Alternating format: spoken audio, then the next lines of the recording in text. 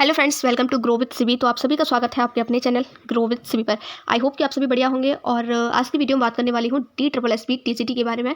जैसा कि आपने थंबनेल में देख लिया होगा, पूरी डिस्कशन करूँगी मैं यहाँ पर, पूरी इन्फॉर्मेशन TGT को लेकर के कि एज लिमिट क्या है, कौन कौन फॉर्म फिल कर सकते हैं, एलिजिबिलिटी क्या है, ठीक है, फॉर्म की फ़ी क्या है, सैलरी क्या होती है DSSB में अगर आप टीचर बनते हैं तो, एंड इसका एग्जाम पैटर्न क्या है, नेगेटिव मार्किंग क्या है, ठीक है, सारा सब कुछ मैं यहाँ पर डिस्कस करूँगी, आपको सब कुछ बताऊँगी। अगर स्टिल कुछ भी रह जाता तो आप नीचे कमेंट सेक्शन में कमेंट कर सकते हैं। बाकी मैंने सब कुछ कवर करने की यहाँ पर कोशिश की हुई है, ठीक है। फॉर्म कब से स्टार्ट हो रहे हैं, फॉर्म फी क्या है, सब कुछ यहाँ पर कवर करने वाली हूँ, ठीक है। तो DSSB यानी कि Delhi subordinate services selection board, जो कि आपका दिल्ली का है। अगर आप यहाँ पर सिलेक्ट होते हैं तो दिल्ली में जो है आप गवर्नमेंट टीचर बनेंगे, ठीक है। इतना तो आई होप कि सबको पता होगा। तो अभी मैं यहाँ पर वैकेंसी के बारे में बात कर लेती हूँ। तो सबसे पहले बात करेंगे कि आपका जो एप्लीकेशन फॉर्म है वो फिलअप होना कब से स्टार्ट हो रहे हैं, ठीक है। तो यहाँ आप देख सकते हैं 8 फरवरी 2024, 8 फरवरी से जो है आपके फॉर्म फिलअप होना स्टार्ट हो जाएंगे। एंड क्लोजिंग जो डेट है इसकी वो है 8 मार्च 2024, यानी कि पूरा 1 महीना मिलेगा आपको फॉर्म फिल करने के लिए।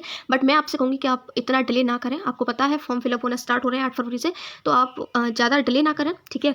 जल्दी ही अपना फॉर्म फिल कर देना अगर आप इसमें इंटरेस्टेड हैं तो, ठीक है। और काफ़ी अच्छी वैकेंसी है, ठीक है, बहुत ही बढ़िया वैकेंसी है। अगर आप एलिजिबल होते हैं तो प्लीज़ इसके लिए फॉर्म जरूर फिल करना, ठीक है। नीचे बात कर लेती हूँ, बहुत ही बढ़िया सैलरी है इसकी, ठीक है। अब यहाँ पे पोस्ट की और बात कर लेती हूँ मैं।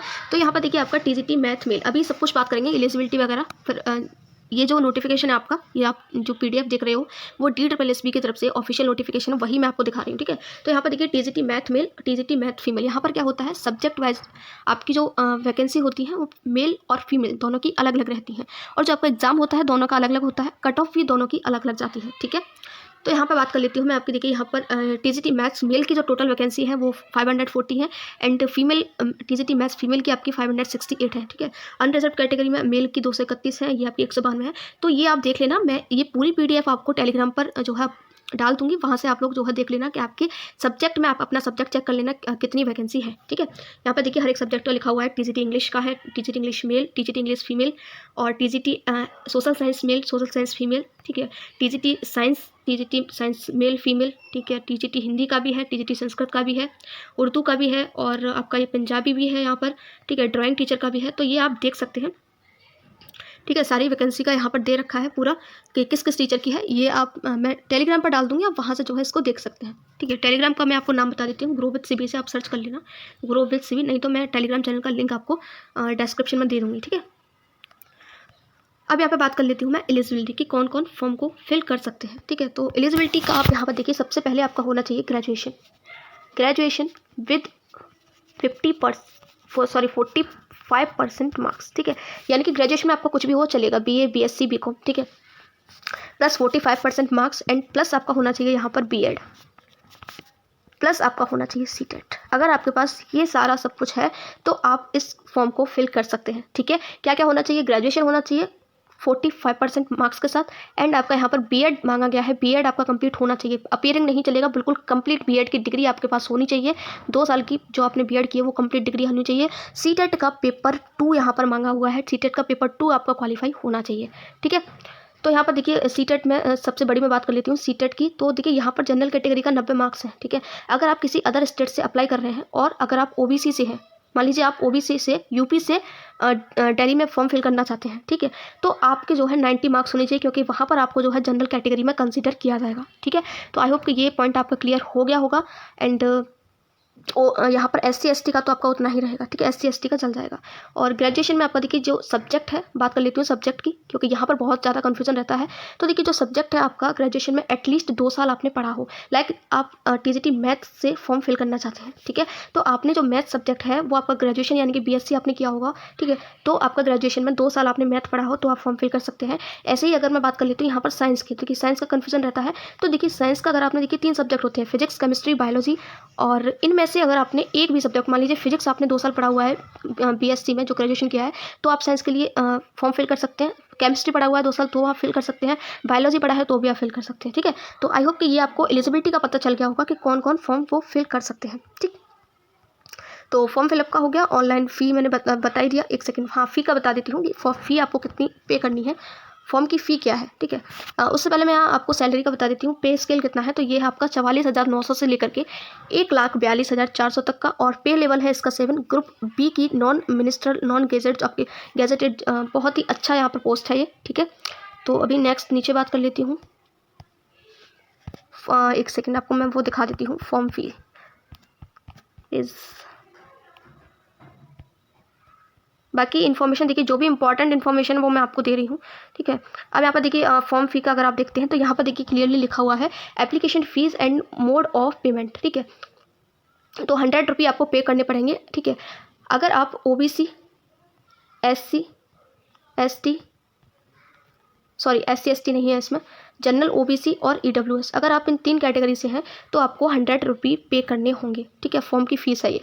Women candidates and candidates belonging to SC ST PWBT and ex serviceman category are exempted from paying application fee, यानी कि अगर आप वुमेन है, ठीक है, अगर आप एक फ़ीमेल हैं तो आप जो है फॉर्म आपको जो है बिल्कुल फ्री में फॉर्म फिल कर सकते हैं, आपसे फॉर्म की फ़ी नहीं ली जाएगी। आप SC ST से बिलोंग करते हैं तो भी आप फॉर्म को फ्री में भर सकते हैं, ठीक है। तो फिर फॉर्म फ़ी किसके लिए है? सिर्फ मेल के लिए है, जो कि जनरल, OBC या फिर EWS से बिलोंग करते हैं, ठीक है। तो फॉर्म फ़ी का आई होप के समझ में आ गया होगा। फॉर्म जो है आपका वो ऑनलाइन फिल किया जाएगा, ऑनलाइन मोड रहेगा, और एप्लीकेशन फॉर्म जो है जो फ़ी है आपकी, जो 100 रुपये आपकी वहाँ पर जाएगी, वो भी आपकी ऑनलाइन ही सबमिट की जाएगी, ठीक है।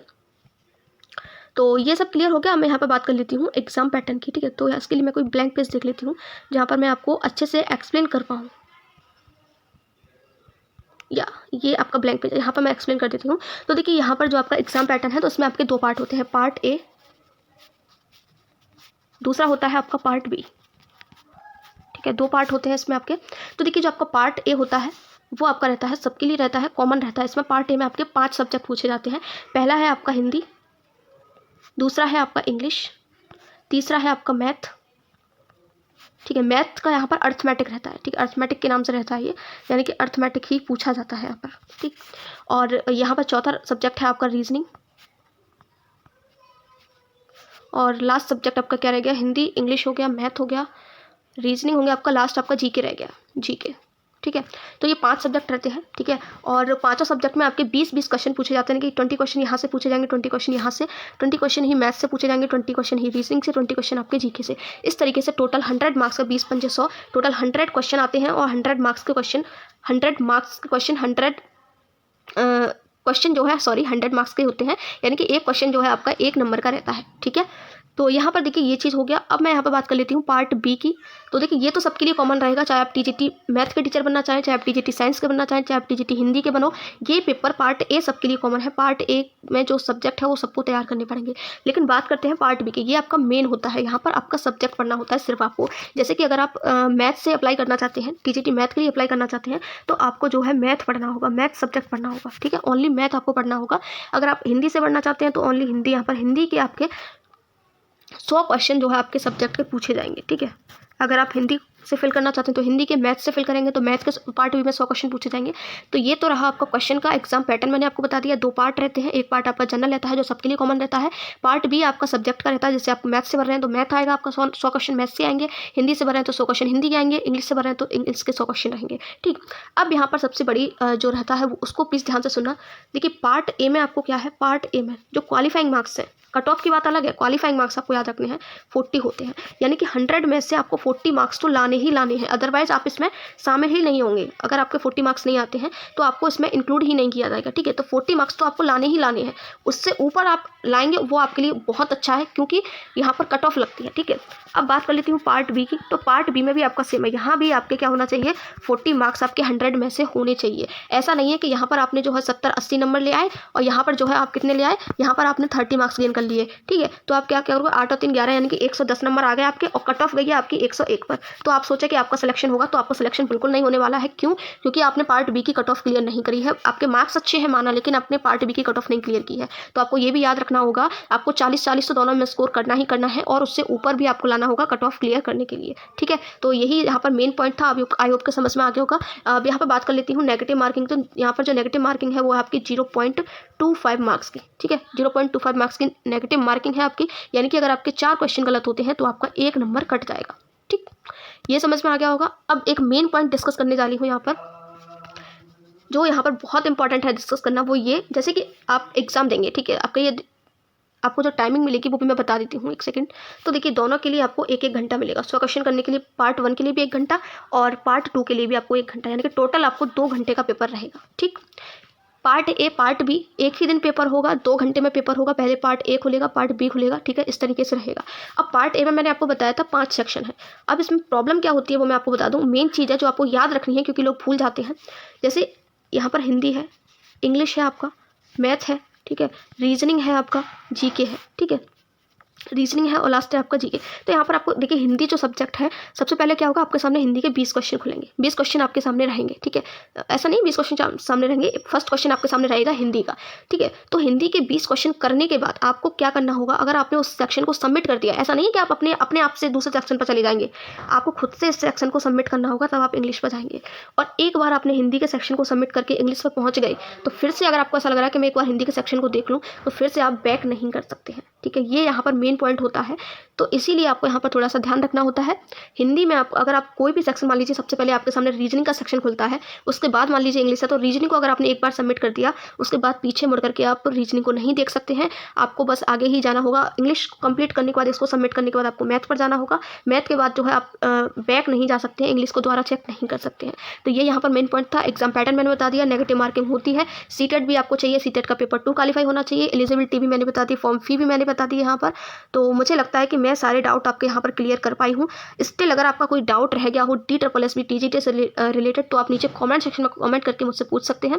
बाकी चैनल पर नए हो तो चैनल को सब्सक्राइब कर लेना, और वीडियो अच्छी लगी हो तो एक लाइक ज़रूर कर देना। आपका एक लाइक मेरे लिए मोटिवेशन का काम करता है, ठीक है। Thank you so much for watching this video. मिलते हैं न्यू वीडियो में न्यू टॉपिक के साथ। Till then have a nice day.